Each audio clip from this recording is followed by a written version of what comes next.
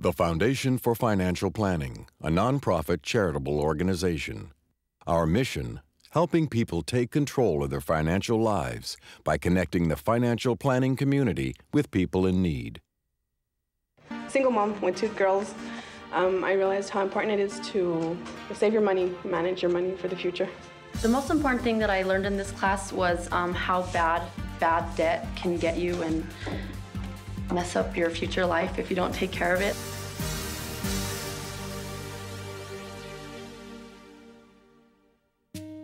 New Mexico, one of the poorest states in the Union, where the Foundation supports extensive financial literacy training programs. What is good debt?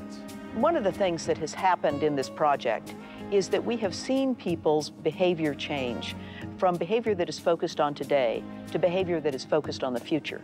I enrolled in the financial literacy class because we wanted a home. For Leaf Ashley and her husband, Sean, the financial literacy class helped them attain their dream. Well, look at us. We're not a rich family, but we've got ourselves a home. We've worked our way out of whatever debt that we had, and we're pretty secure. And it's not going to be a long paved road. It's going to be pretty hard, but at least now we have some knowledge, behind us that's kind of says, anybody can do it. It's not just for privileged people, it's just anybody. In San Antonio at the Brooke Army Medical Center, Harry S. Truman is among those financial planners across the country reaching out to help our military and their families with financial planning advice that can offer hope. There's a young man who, nice-looking fellow, went to Iraq, was married, got blown up, has his arms and legs, thank God, but he got burned rather badly, and he's blind. And he doesn't know what to do. We need to assist him any way that we possibly can. The people at BAMC do a wonderful job with the counseling. They're trying to bring people like us in to educate them financially and to keep them strong, whole people. It's a challenge, but it's something I think that's very, very important for us to continue. In New York, teams of financial planners have been working for years with Foundation support to aid 9/11 surviving families, rescuers, and first responders.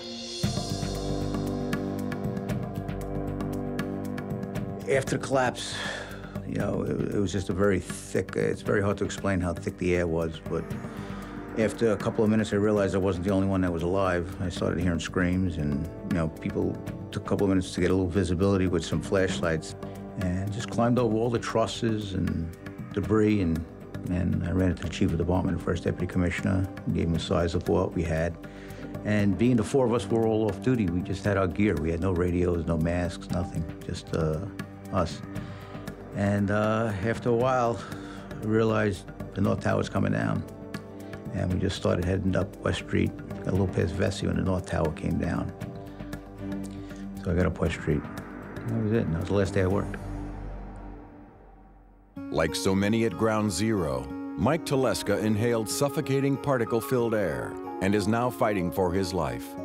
I received a bulk email from a 9/11 family group that sends out emails and mentioning about the services that are available to 9/11 members.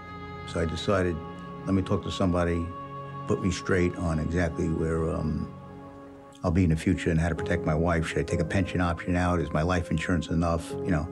And so many questions I needed answered that I looked for help, and it was right there. It was like the same day I decided that I needed help, and the email happened to be there, and it was just luck, and I got in touch with Claire. Working with the 9/11 families has been one of the most rewarding and one of the most heartbreaking things I've ever done. A lot of people were forced to make financial decisions and deal with assets that they'd never even dreamed of having to deal with before under the most strenuous circumstances. So we were able to step in a very non-threatening way and advise them. We came together across the country right after 9/11, and the first people who stepped up to fund us was the Foundation for Financial Planning. If they hadn't been there, it wouldn't have kicked off. And they've continued to support the effort, including recently when the Red Cross stopped funding all pro bono efforts for the 9/11 rescuers. So the foundation stepped in and gave us a grant so that we can continue the work for the 10,000 people who've been affected physically by the 9/11 dust cloud. You know, it doesn't make any difference where you sit in the economic structure, in the political structure, or the social structure. You understand that when low-income people thrive, that community thrives, and we all thrive. When I hear the stories from the recipients of our services or planners providing assistance, it affirms that I am a part of a profession making a positive difference in the lives of others. The foundation is helping to make this happen.